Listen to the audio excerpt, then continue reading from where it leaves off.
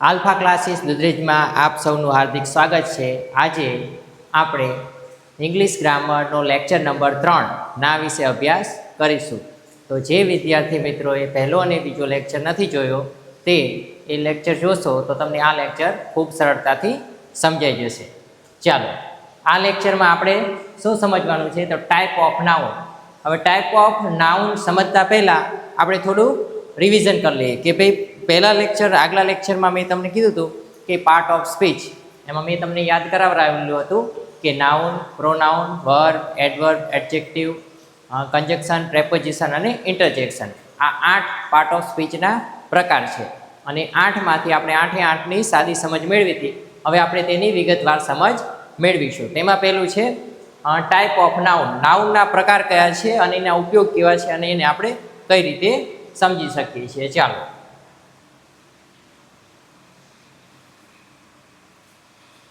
ચાલો આ part of speech હતી noun, pronoun, verb, adverb, adjective, conjunction, preposition, interjection. આના તમને સ્પેલિંગ, પ્રોનાઉન્સિએશન અને અર્થ ત્રણે આવડવા જોઈએ। ત્યાર પછી છે નાઉન। પહેલાં તો નાઉન એટલે શું એ થોડું સમજી લઈએ કે કોઈ પણ વ્યક્તિ, વસ્તુ, જગ્યા, પ્રાણી કે વિચારના નામને શું કહે છે નાઉન। તો મેં તમને આગલા લેક્ચરમાં નાઉન વિશે આની સાદી સમજ આપી હતી। હવે આપણે શું જોશું નાઉનના પ્રકાર। ચાલો ટાઈપ ઓફ નાઉન। તો ટાઈપ ઓફ નાઉનની અંદર પહેલું આવશે કોમન નાઉન। હવે જો અહીંયા તમારે જે આ મોટા ભાગના શબ્દો આવે છે કારણ કે સંજ્ઞાવાચક નામ, પદાર્થવાચક, વ્યક્તિવાચક નામ, ગણી શકાય, ન ગણી શકાય, જથ્થાવાચક, દ્રવ્યવાચક અને ભાવવાચક, તો આ બધા તમારે ગુજરાતી ગ્રામરમાં પણ ભણવામાં આવશે। તો પહેલું છે ટાઈપ ઓફ નાઉનની અંદર કોમન નાઉન, સંજ્ઞાવાચક નામ, બીજું છે પ્રોપર નાઉન એટલે ચોક્કસ નામ, પછી છે કોન્ક્રીટ નાઉન એટલે પદાર્થવાચક નામ, પછી છે કાઉન્ટેબલ નાઉન એટલે ગણી શકાય તેવું નામ, પછી છે અનકાઉન્ટેબલ નાઉન તો ના ગણી શકાય તેવું નામ, કલેક્ટિવ નાઉન તો જથ્થાવાચક નામ, પછી મટીરિયલ નામ। અને જો નામ એટલે તમારે સંજ્ઞા એવું પણ ધ્યાન રાખવાનું છે, ગુજરાતી ગ્રામરમાં નામની જગ્યાએ સંજ્ઞા વાપરશે। મટીરિયલ નાઉન તો દ્રવ્યવાચક નામ અને એબ્સ્ટ્રેક્ટ નાઉન તો ભાવવાચક નામ। તો આ બધાના જુદા જુદા ટાઈપ છે, જુદા જુદા ટાઈપ છે તો એના કારણે એના જુદા જુદા ઉપયોગ હશે અને એના જુદા જુદા નિયમ હશે। તો ચાલો આપણે એક કોમન નાઉનથી સ્ટાર્ટ કરીશું, સંજ્ઞાવાચક નામ।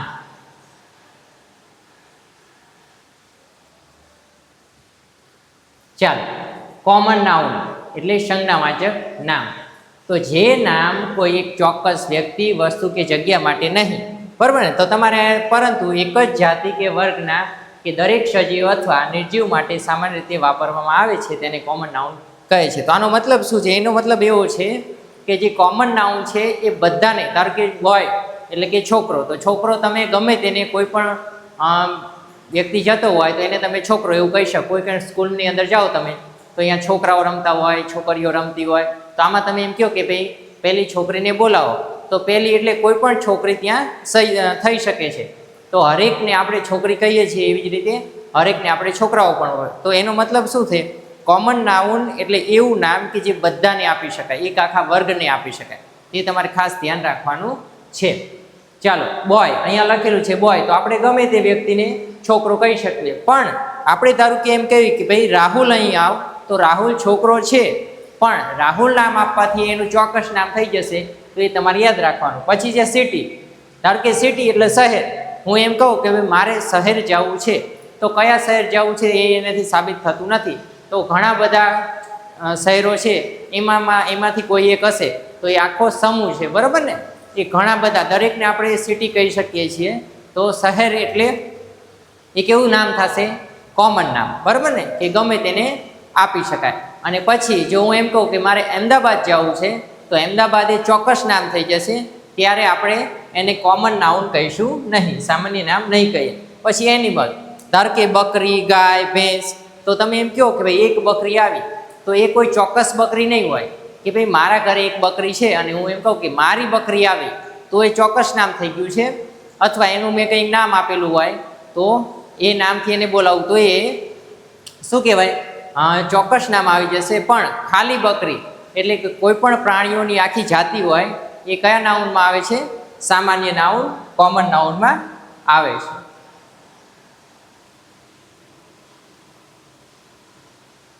અને ત્યાર પછી છે કોમન નાઉન માટેના નિયમો. ચાલો, કોમન નાઉન લખતી વખતે આપણે શું ધ્યાન રાખવાનું છે? પહેલો અક્ષર કેપિટલ કરાય છે જો વાક્યની શરૂઆતમાં આવતો હોય તો, અને વાક્યમાં વચ્ચે આવે ત્યારે નાના અક્ષરે જ લખાય છે. પછી એક વચન અને બહુવચનના નિયમ છે. તો કોમન નાઉનનું એક વચન અને બહુવચન બંને થઈ શકે છે. તો બુક હોય તો બુક્સ, બોય હોય તો બોયસ, અને ગર્લ્સ હોય તો ગર્લ્સ. તો કોમન નાઉન હોય તેનું એક વચન બહુવચન થઈ શકે છે. અમુક એવા નાઉન આવશે જેના એક વચન બહુવચન નહીં થાય, બરાબર? એટલા માટે અહીંયા આ નિયમ આપેલો છે. આ બધા જ વાક્યમાં જો આપણે કોઈ ચોક્કસ નામ વાપરીએ, જેમ કે ડૉક્ટર, તો ડૉક્ટર તમે વાપરો છો તો એ કયું નામ છે? કોમન નામ છે. પણ તમે પછી ડૉક્ટર શર્મા વાપરો છો તો એ કોમન નામ નથી, તો એ કેવું થઈ જાય છે? ચોક્કસ નામ થઈ જાય છે. પછી જો સિટી તમે બોલો છો, શહેર, તો એ ચોક્કસ કોમન નામ છે. પણ જો તમે સુરત બોલો છો તો તે શું થઈ જાય છે? ચોક્કસ નામ થઈ જાય છે. તો તે પ્રોપર નાઉન બની જાય છે. પરંતુ અહીં વપરાયેલા શબ્દો આખી જાતિ માટે સામાન્ય છે, તેથી તેને કોમન કહે છે. તો આખી જાતિ માટે જે આપવામાં આવે, ધારો કે મોર, તો બધી જ પ્રકારના મોર, બધાને આપણે મોર કહીએ છીએ, એટલા માટે આપણે એને કોમન નાઉન કહીશું. ચાલો, ત્યાર પછી છે ઉદાહરણ, વસ્તુઓ માટેના ઉદાહરણ. ચાલો, I bought a new mobile and pen. તો મોબાઈલ અને પેન એ બે કેવા વસ્તુ માટેના નામ છે, બરોબર ને? પછી she is driving a red car, car એ પણ વસ્તુ માટેનું છે. પછી please put the book on table, તો ટેબલ એ પણ કેવું છે? સામાન્ય નામ છે. પછી પ્રાણીઓ પક્ષીઓના ઉદાહરણ, તો the dog is barking at the stranger, તો આ ડોગ છે એ પ્રાણીનું નામ છે, આ કોમન નાઉન આવશે. બર્ડ કોમન નાઉન આવશે, અને ધ કાઉ એ પણ કોમન નાઉન આવશે. Birds are flying in the sky, the cow gives us milk, તો ગાય આપણને દૂધ આપે છે. તો આને તમારે સ્ટોપ કરી અને લખતા રહેવાનું છે.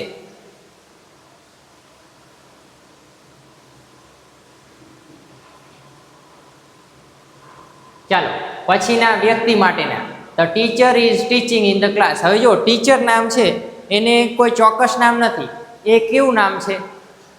એ કોમન નામ છે. ધારો કે કોઈ પણ વ્યક્તિ ભણાવનાર હોય, આપણે એને શું કહીશું?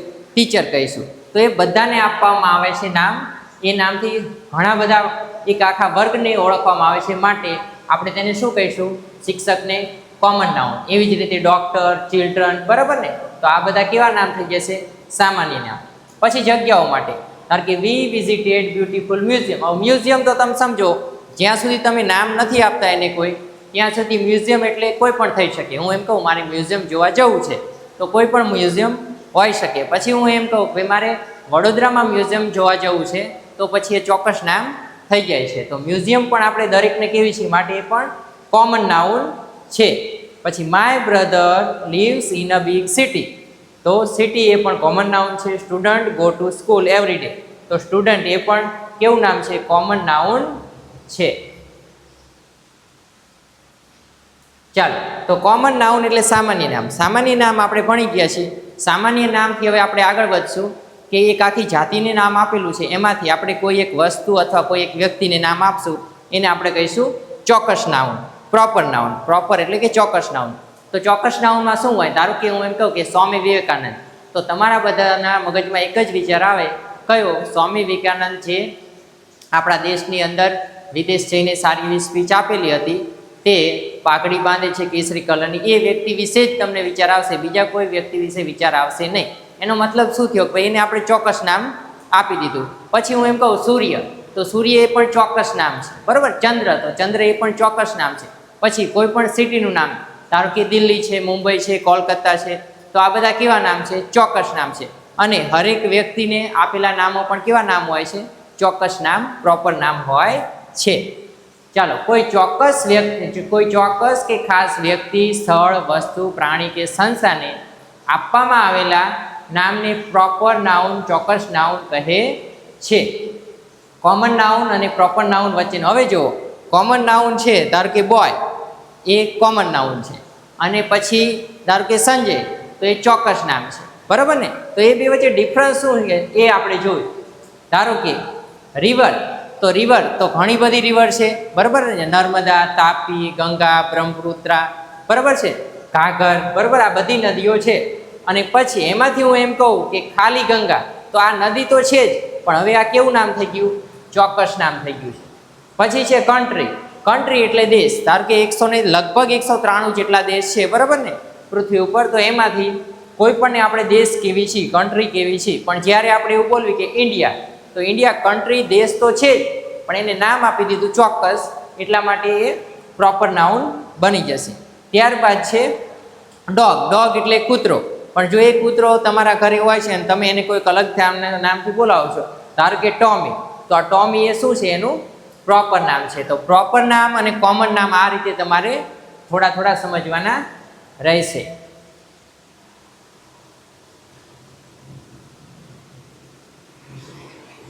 ચાલો, પછી પ્રોપર નાઉનના ઉપયોગ. તો જ્યારે સામાન્ય વાત કરવાને બદલે કોઈ એક ચોક્કસ વ્યક્તિ કે વસ્તુની ઓળખ આપીએ ત્યારે પ્રોપર નાઉનનો ઉપયોગ થાય છે. હું એમ કહું કે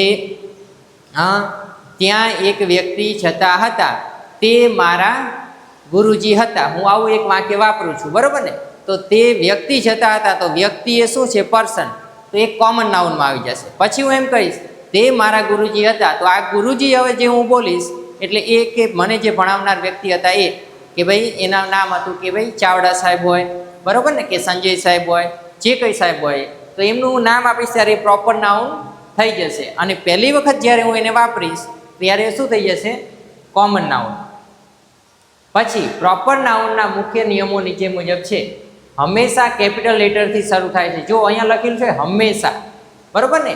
તો પ્રોપર નાઉન એટલે જ્યારે પણ તમે ઇંગ્લિશ લખતા હોવ ત્યારે ખાસ ધ્યાન રાખવાનું, જ્યાં તમે કોઈ વ્યક્તિનું નામ લખો છો, કોઈ સિટીનું નામ લખો છો, બરાબર ને, અથવા કોઈ કુદરતી વસ્તુઓના નામ લખો છો, કોઈ દેશના નામ લખો છો, અથવા કોઈ નદીઓના નામ લખો છો, તો તમારે શું કરવાનું છે? પહેલો અક્ષર હંમેશા કેપિટલ કરવાનો છે.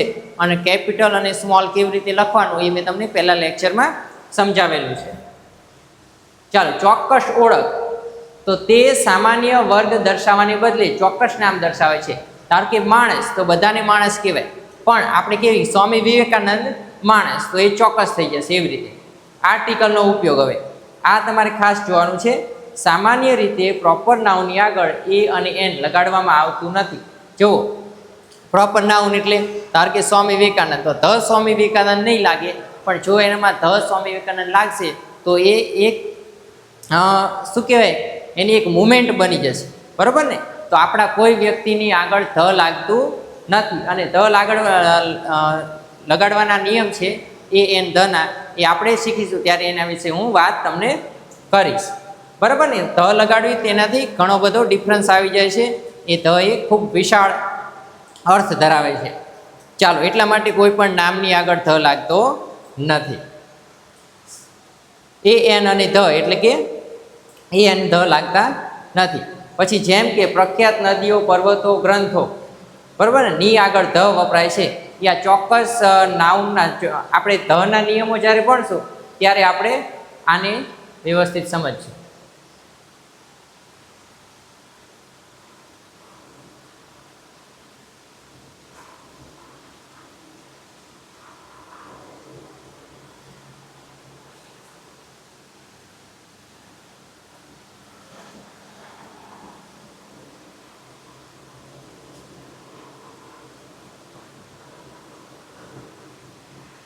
હવે છે કોન્ક્રીટ નાઉન, બરાબર ને?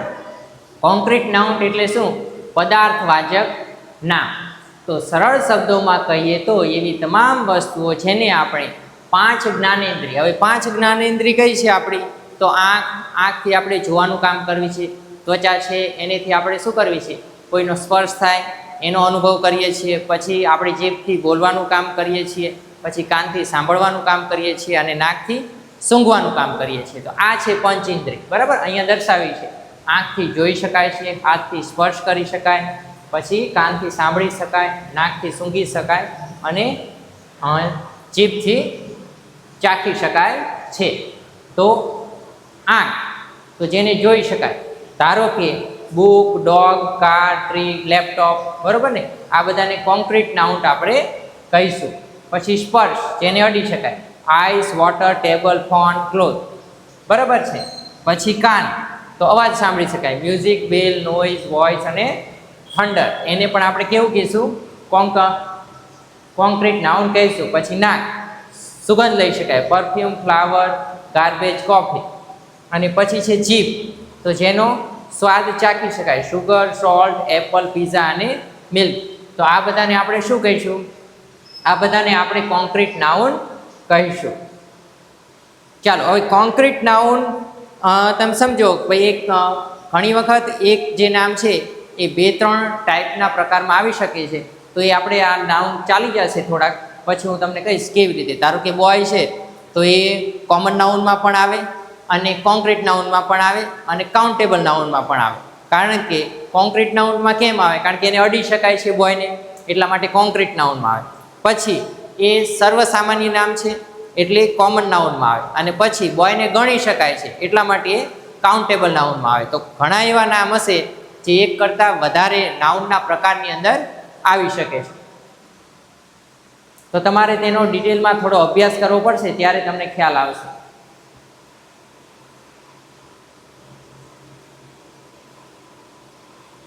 ચાલો, અહીંયા જો આ આપણે એબ્સ્ટ્રેક્ટ નાઉન ભણી જાય પછી તમને વ્યવસ્થિત સમજાશે. એબ્સ્ટ્રેક્ટ નાઉન એટલે કેવું? અત્યારે થોડું કહી દઉં કે જે કંઈ લાગણીઓ છે એ બધા આપણા ભાવ છે, એ બધાને આપણે શું કહીશું? એબ્સ્ટ્રેક્ટ નાઉન, ભાવવાચક સંજ્ઞાઓ. ધારો કે લાગણી, બરાબર, ફિલિંગ, પછી પ્રેમ, બરાબર, પછી દુઃખ, પછી દર્દ, બરાબર, ઈર્ષા. તો આ બધાને આપણે શું કહીશું? એબ્સ્ટ્રેક્ટ નાઉન કહીશું.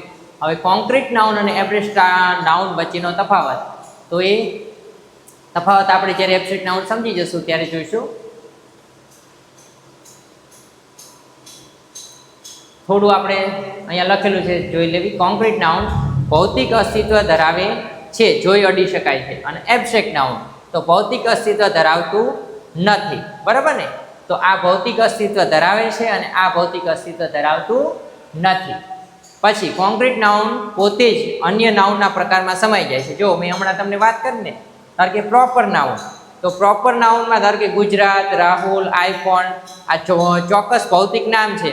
તો એની અંદર કોન્ક્રીટ નાઉન, આને કોન્ક્રીટ નાઉન કહેવાય, આને સિટીને પણ કહેવાય, ટીમને પણ કહેવાય, ગોલ્ડને પણ કહેવાય. ધારો કે કોમન નાઉન, તો સિટી, બોય, ફોન. ધારો કે કલેક્ટિવ નાઉન, તો ટીમ, ક્રાઉડ, ફ્લોક. પછી મટીરિયલ નાઉન, દ્રવ્યવાચક નામ, તો ગોલ્ડ, વોટર, વુડ, બરાબર. તો આ બધા જ નામને આપણે આ પ્રોપર નાઉન, આ કોમન નાઉન, કલેક્ટિવ નાઉન અને મટીરિયલ નાઉન, તો આ બધા નાઉનને આપણે કેવા નાઉન કહી શકીએ? તો એને આપણે કોન્ક્રીટ નાઉન કહી શકીએ છીએ.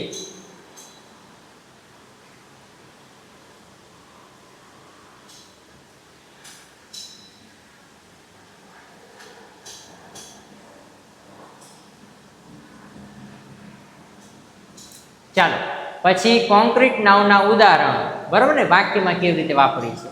The dog barked at the stranger. તો ડોગ અને સ્ટ્રેન્જર આ બે કેવા છે? જોઈ અને એને સાંભળી શકાય છે, બરાબર ને? તો એટલા માટે આપણે આને શું કહીશું? Concrete noun. Please put the cup on the table. Table અને કપને અડી શકાય છે, માટે આપણે એને શું કહીશું? Concrete noun. જેને અડી શકાય એ કોન્ક્રીટ નાઉન.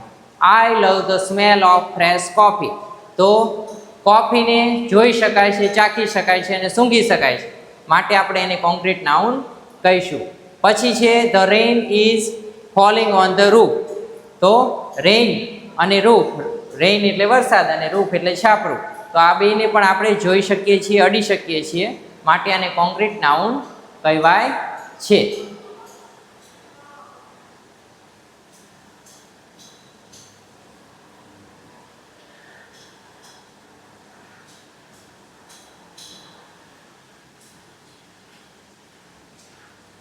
ચાલો, આમાં આપણે કોમન નાઉન, પ્રોપર નાઉન અને કોન્ક્રીટ નાઉન ત્રણનો અભ્યાસ કરેલો છે.